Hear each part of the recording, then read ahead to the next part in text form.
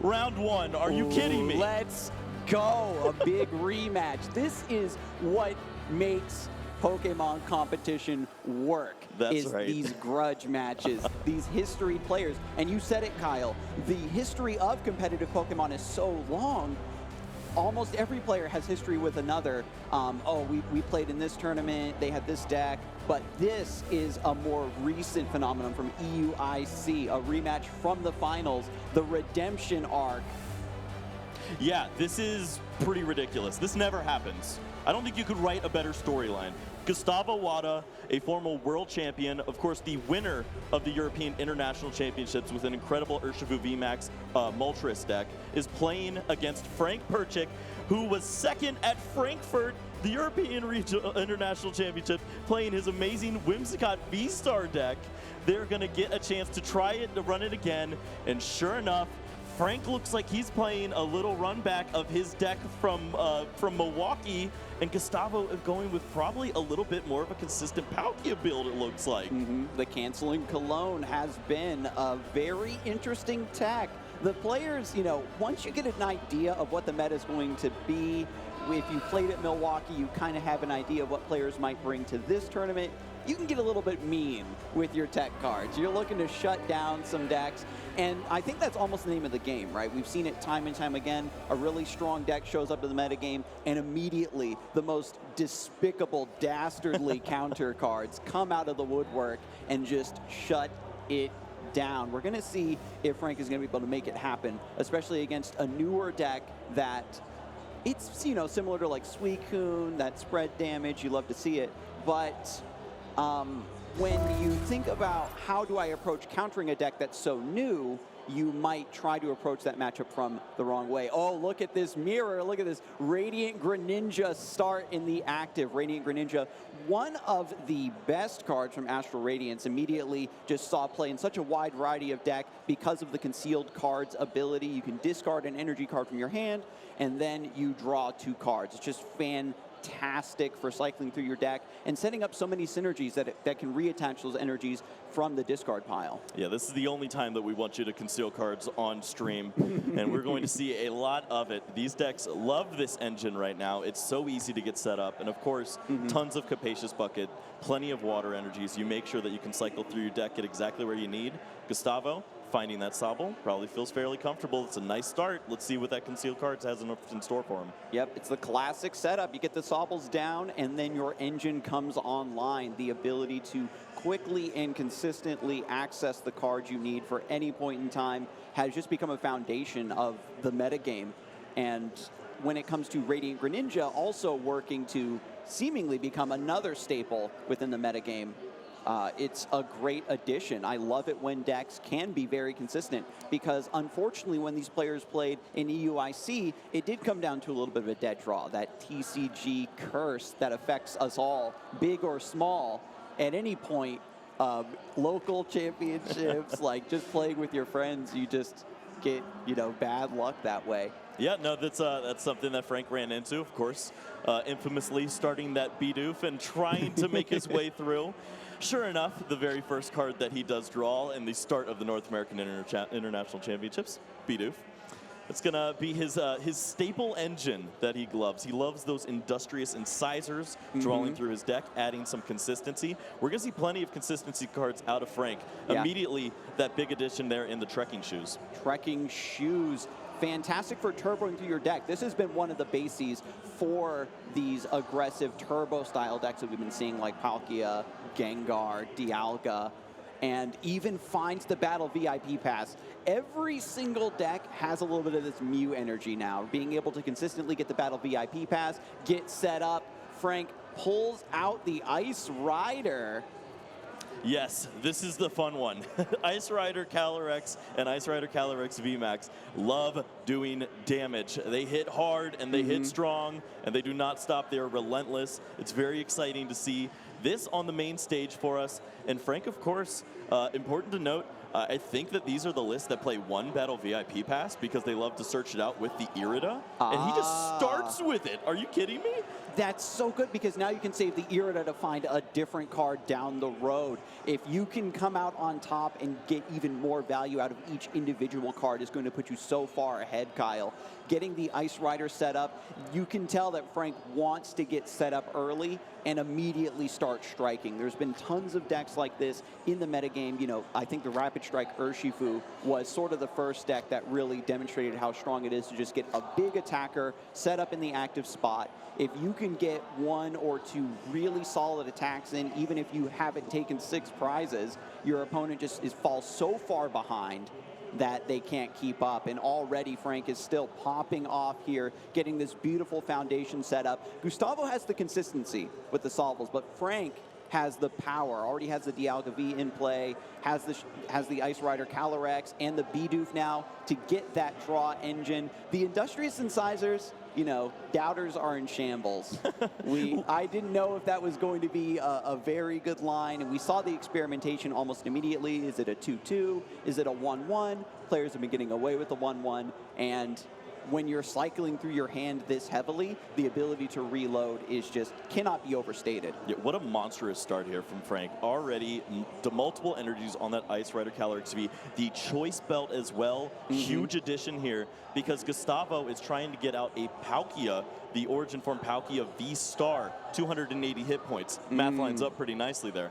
Yeah, the V-Star. It's funny because for so long we were playing around with Arceus and having to worry about that star ability. But now with this star power for Palkia, you just get to accelerate those energies anyway. So you have that consistency of being able to set up a big attacker, but also have something that is way more threatening in its own right. Yeah, that's right. Max Lance is a huge attack. 10 plus 120 for every water you discard. So 2 waters already online. That means 280 is online for Frank if he needs it.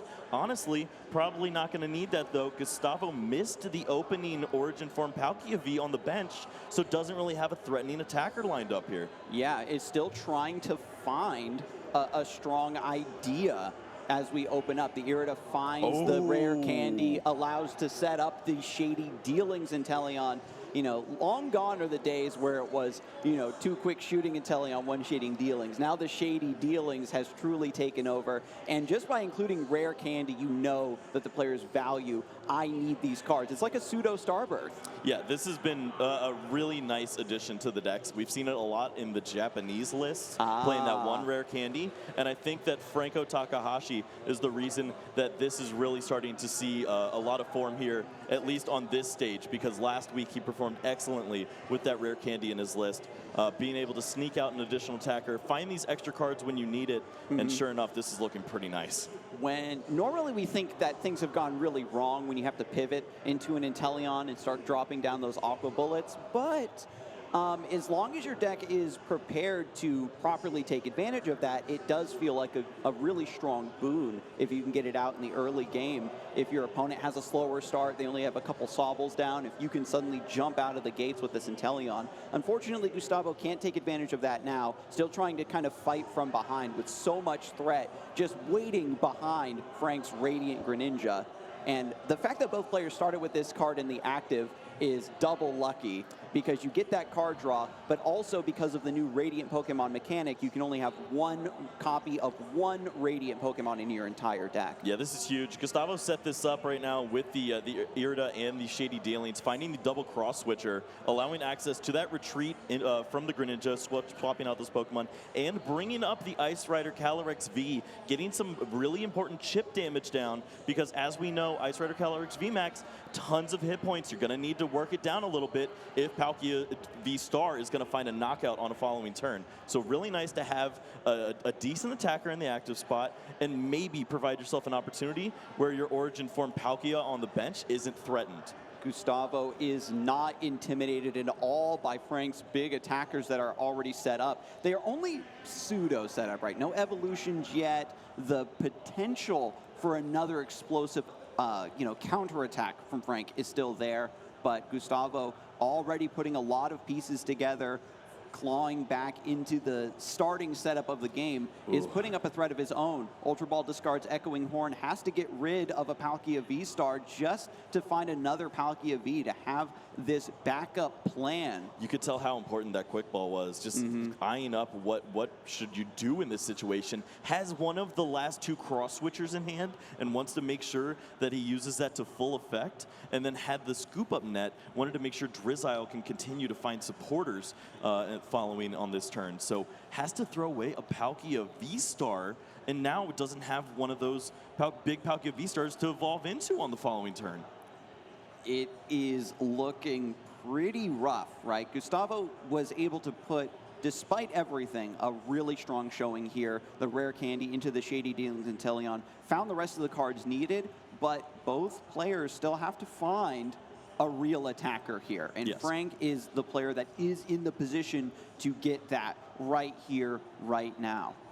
Yep, a double bench from Gustavo of the multiple Palkia, of course, was the most important portion of this turn. If Frank were to just find Boss's Orders and Ice Rider Calyrex VMAX, he would, of course, just remove that Palkia from the board. There'd be no attacker that could potentially knock out this Ice Rider Calyrex. So you love to see that Gustavo was able to set this up. Just depends if he was able to do that without sacrificing too much of his resources.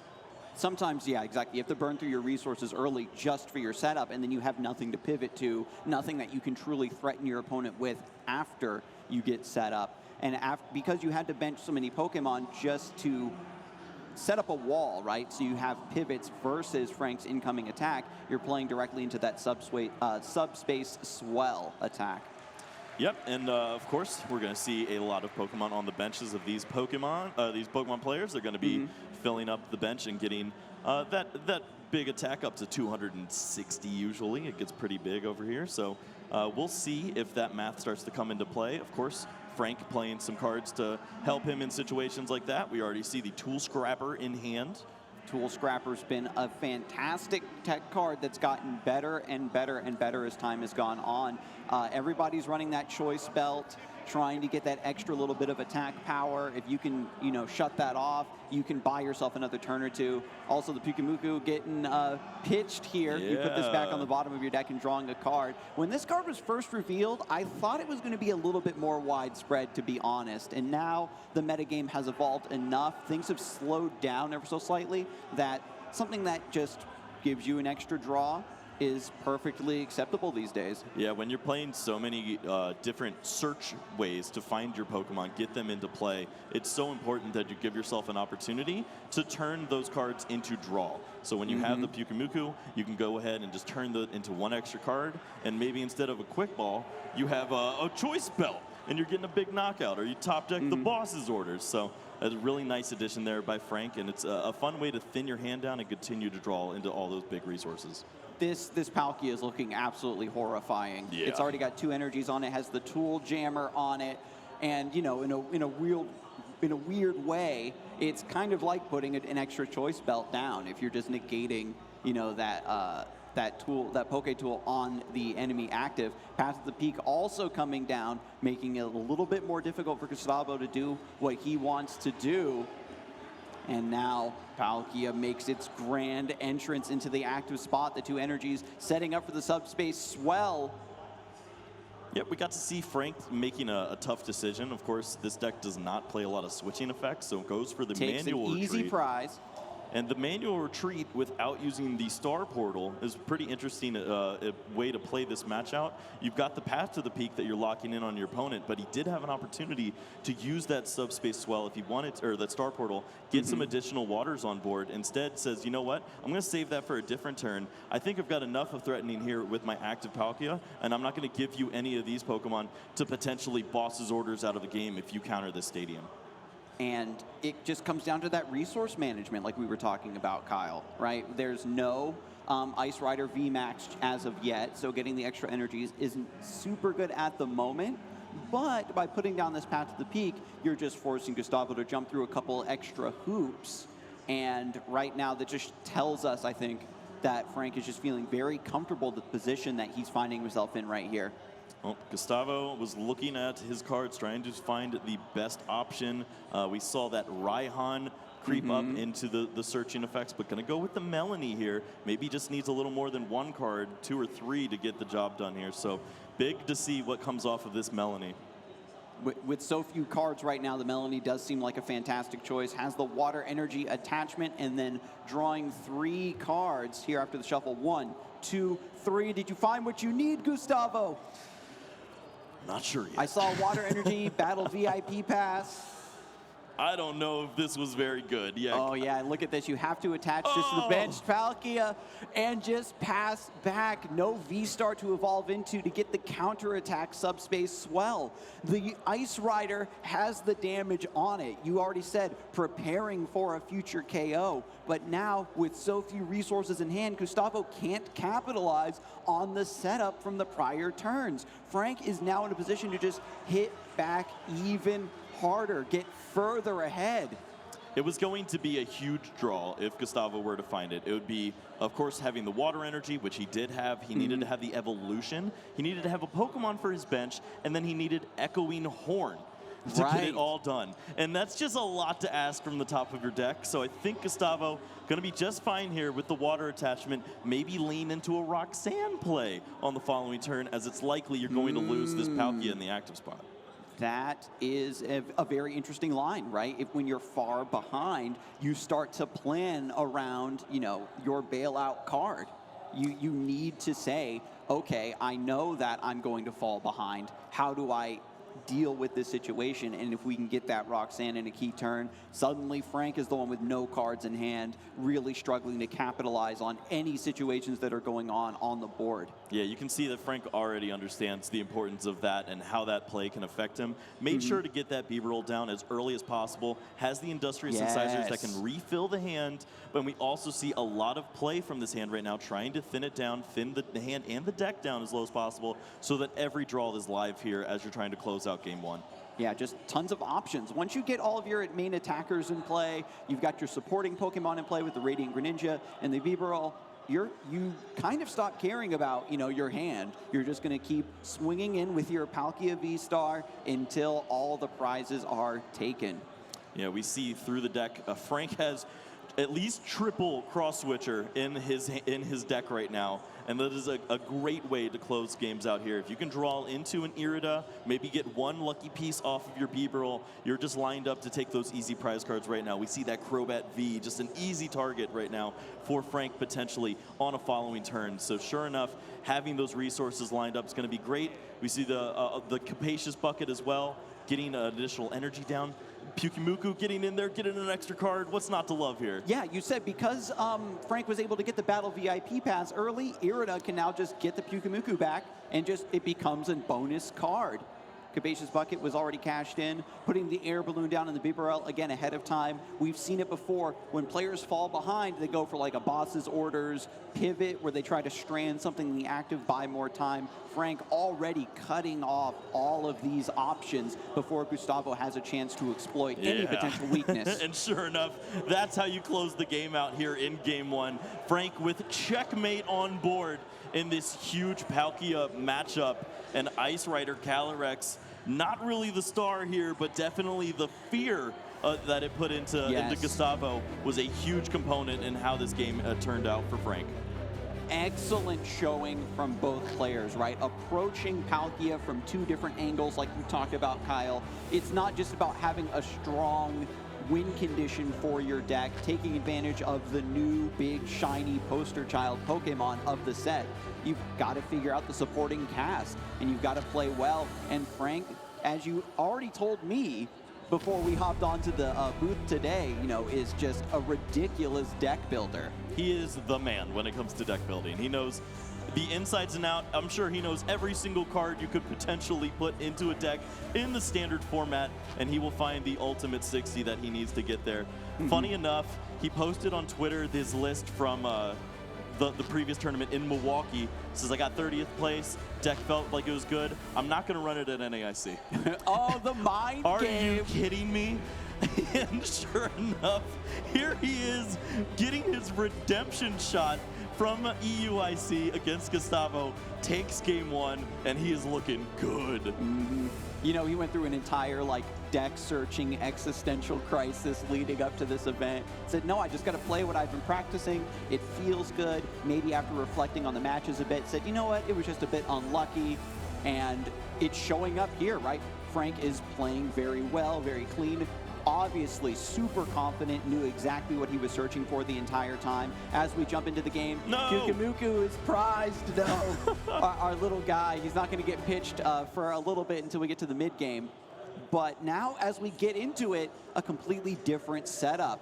Sobble in the active, Hisuian heavy ball actually being utilized here. A fantastic tech card. You get to look at your prizes first of all. But then you get to choose a Pokemon there and swap it with the heavy ball. That way you can just get access to that one missing piece. We've seen it. Oh my, it's always so heartbreaking, Kyle, when that one Pokemon you need is in the prizes. And I remember back, it was way back at Salt Lake City where player looked through their deck, saw that all their attackers were prized, and immediately scooped. Yep. And so Hisuian heavy ball, you know, taking some of the weight off the shoulders of these deck builders. Yeah, of course, limited to just those basic Pokemon, so Gustavo really looking through, trying to see, is that Palkia there? I need to have at least 1 or 2 Palkia down in the early game here to make sure that I have an opportunity to find that Palkia V-Star and get some big attacks off. And sure enough, doesn't have to worry about that there. Would have liked to see at least 1 basic Pokemon, but at least has some valuable information. Mm-hmm. And with the Radiant Greninja, you know, Gustavo, once again, using the Sobble package, is valuing a strong foundation and a level of just consistency. Finding the tools you need for the task at hand. Oh. But this is, everything that's being developed right here is not a threat to Frank at all. So if we can see Frank just get set up with Palkia V-Star like an evolution next turn, this could spell disaster. Frank loves seeing this. There's no Palkia down right now, and a Crobat is being played. That just tells you Gustavo's hand is awful. There's no Drizzile right now. There's nothing to work in there. Tries to use the Dark Asset ability to load the hand back up, and I don't think that it found anything too relevant. Yeah, quick ball, discarding Leon. You know Gustavo sees the writing on the wall as well. I'm getting rid of the Leon because I have no threat potential right now. I don't need to boost the damage that's not there.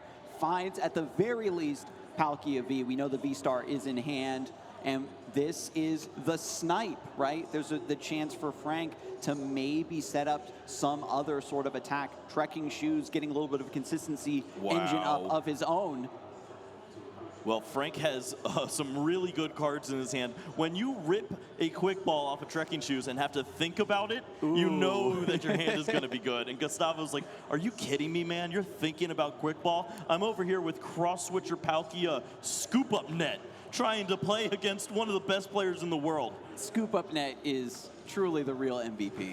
It's such a good card, so versatile. The ability to recycle your evolution effects, your Pokemon's abilities, having it act as a pseudo heal, getting out of a jam when something's stranded in the active. It does it all, baby. Well, we need Drizzile to make it the best. Or we need Water Energies to reuse that Radiant Greninja, because right now it is a bad card. But Frank, of course, loading up right now, already has the Water from the Concealed and the Irida. Ooh. Irida off the top. This is going to allow you to search even more for the card you need to put power into this engine. Rips the battle VIP pass, getting it down here, and it's looking for Pikamuku, but it's not there. Maybe not on the opening search, but at least got to see if it's in the deck, right? Yeah, absolutely. And again, I say it every time I'm on the desk.